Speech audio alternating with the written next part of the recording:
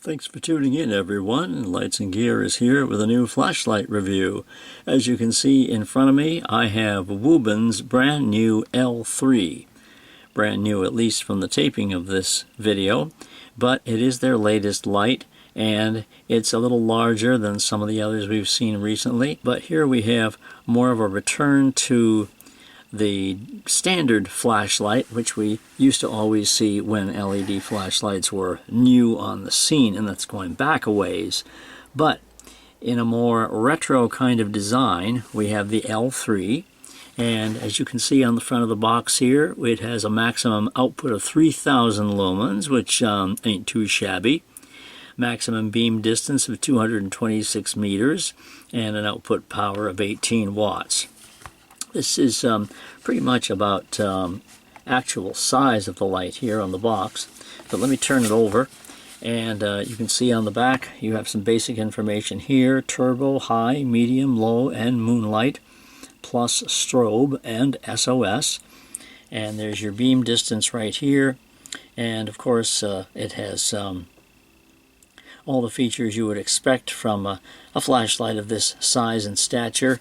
There's your drop resistant rating, 1 meter, and it is IP68, so of course you can take it underwater if absolutely necessary. Waterproof, of course. And a little bit more of the standard bits of information right here on the side of the box. Now inside this box is the inner box, which of course contains everything you'll need. Wuben L3 on the front, and presto, there you go. Here is your manual, which I'll go through here in a second. And here's the flashlight, which we'll look at in more detail in a second. And you have the accessory box right here. And this has the standard type of accessories, a Type-C charging cable, a lanyard, and a waterproof O-ring, spare O-ring. So if you pop open this little devil, you of course will get to the meat of the accessories: your lanyard, and your O-ring just fell out, and here is your USB-C cable, which is the same at both ends. Let's take a look at the manual. Right here it describes that it is USB-C rechargeable, of course, hence the cable I just showed you a moment ago, and that's actually hidden on the front of the light, which I'll show you. It is a tactical flashlight, so you can use it tactically, and here of course is the description of the basic operation between a soft click and a firm click. And over here is the charging mechanism, which it describes. As soon as you plug the cable in with the battery already inserted, pretty much most of the time you'll get a red light showing that the battery is charging, and then a green light, rather a blue light, when it's fully charged.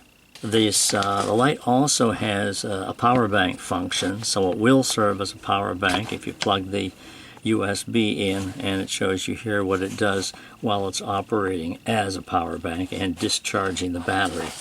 And of course right here we have some of the basic information that we just looked at a few moments ago, but in more detail. Turbo is 3,000 lumens, high is 1,500 lumens for about 4 minutes, and then it'll do an automatic kick down to 1,100 minutes and last that way for a couple of hours. Medium is 500, low is 150, and moonlight is 5. Alright, so let's take a closer look at the star of the show. So here's the L3. It is 4.5 inches long. Not terribly long, not terribly short, but it is a good length for pocket carry. The clip here is extremely strong, and as you can see here, you can remove it if you want right there, but it will fit in your pocket very nicely, and also there'll be a little bit of the tail sticking out so you can grab it easily. There isn't a whole lot of marking on the light, nor is there any aggressive knurling, but it is pretty easily grippable under most situations, even if your hands are wet.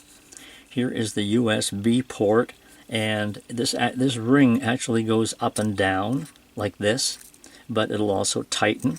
So in times where you don't want the port exposed or any water ingress or anything like that in there, you would pull the ring down to cover it, and then you can twist the ring like this and basically lock it closed. So then there's no chance of anything getting in there that isn't supposed to. It is completely sealed.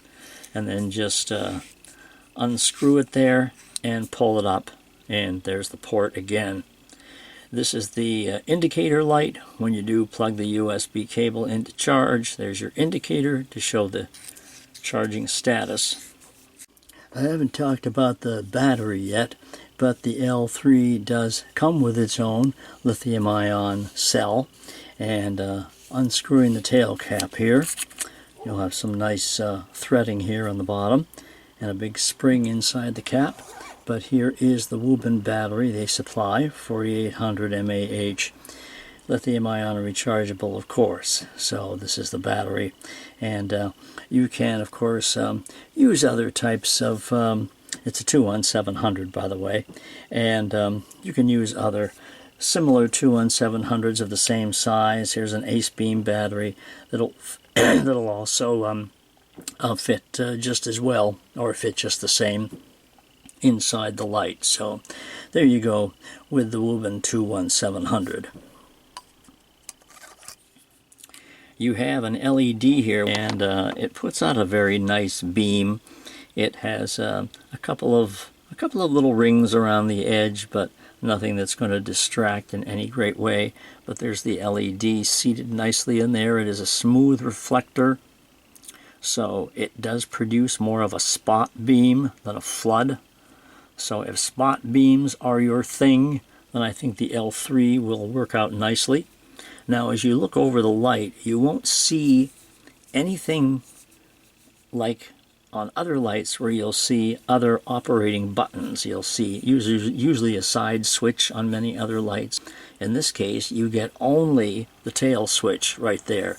It does tail stand beautifully, so no issue there. If you want to tail stand it and do a ceiling bounce, you can do that without a problem.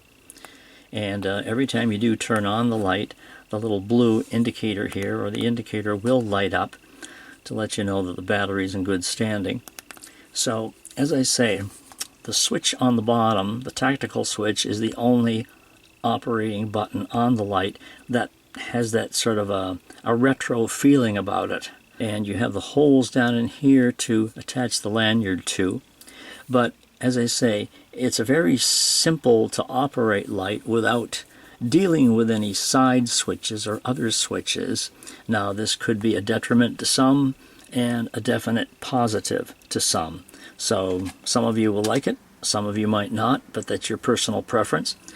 So let me show you the basic operation. Your tactical is as simple as pressing the button at any time, and as long as your finger is on it, you will get light. On, off, on, off. Press, release, press, release. So that's your tactical switch right there. To turn it on and lock it, just give it a firm press, and there you have constant light. Once it's on, tap the button, and you will go up to the highest and then down to the lowest. A second ago we were in moonlight. This is low, this is medium, this is high. Press it again, medium, low, moonlight. Now you're wondering, where's turbo? Turbo is at a holding press of the rear switch, so anytime I want turbo, I just have to press and hold the switch like that. And of course when you release it, it'll go back to where it was before. Now if I turn it off, turbo is not accessible in that way. Turbo is only accessible while the light is on. So if it's off, I cannot get to turbo, because all I can do there, or basically if I like I showed you a minute ago, if I just do the tactical press, it'll be on the last mode it was on already, not including turbo, of course. So to get turbo, it does have to be switched on and then held to get turbo. And you have your SOS and your strobe. Strobe is a double click of the tail switch while the light is on, and one click takes you back. SOS is 3 clicks of the switch, and there is SOS. Again, 1 click to return to the last mode it was on. Let me do a little bit of a wall shine here. I believe we are on medium right now. There's high. Oh, no, that was medium. This is high. So here's your high. Hold it.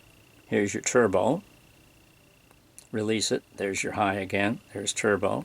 There's release it to the high.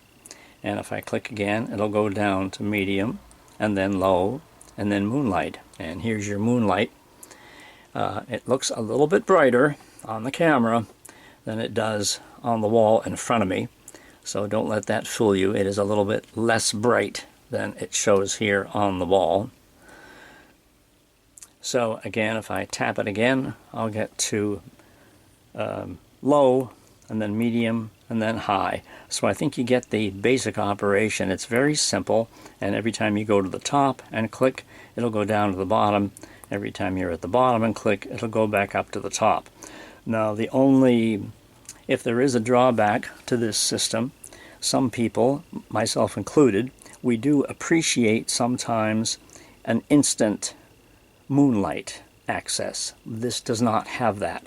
The only thing, of course, you can do instantly is access turbo, but the light has to be on in order to do that.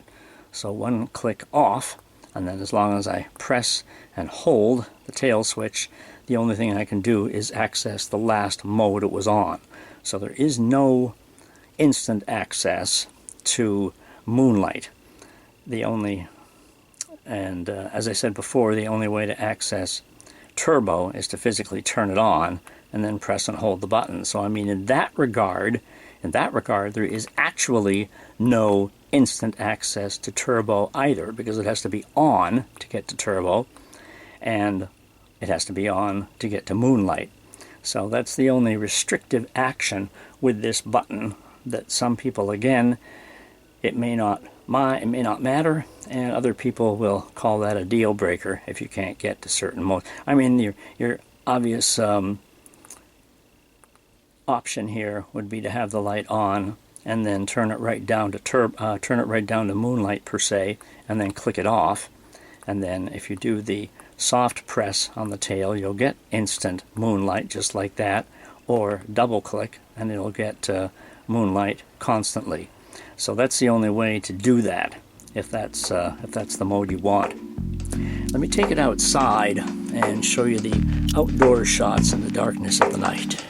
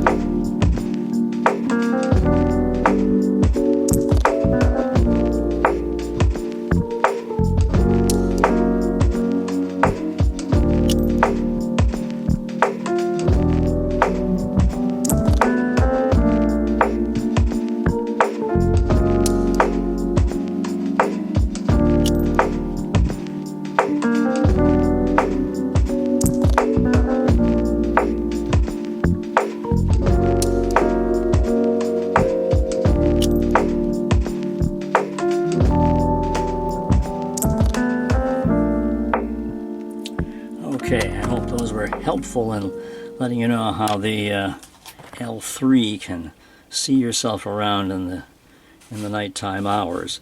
Now, one thing I will say about this beam, and again, it's very well formed and all. On the camera, at least to my eye on the camera, it looks a little bit whiter than it does to the naked eye. In other words, when I shine it like this, I see a bit of yellowing in the tint. And it's not my favorite kind of tint because it's on the cool side. It's not necessarily warm, but I suppose it's not. I suppose it's actually a little warmer than an actual cool white. So cool whites tend to have a little bit of a bluish tint to them. This one happens to be, at least to my eye, a little bit more on the yellow side. So if that does not bother you, then the beam will be fine for you. So that is the Wuben L3. Take a look at the description below. You'll of course see a link to purchase one, and there will be a link there to my full review on my website at lightsandgear.com with some additional photos, which I didn't show you earlier.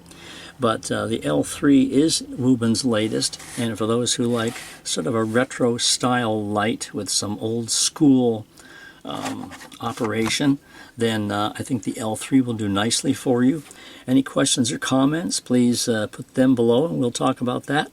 And in the meantime, thanks for watching today. I hope you've enjoyed the video, and we'll see you around the bend. Take care.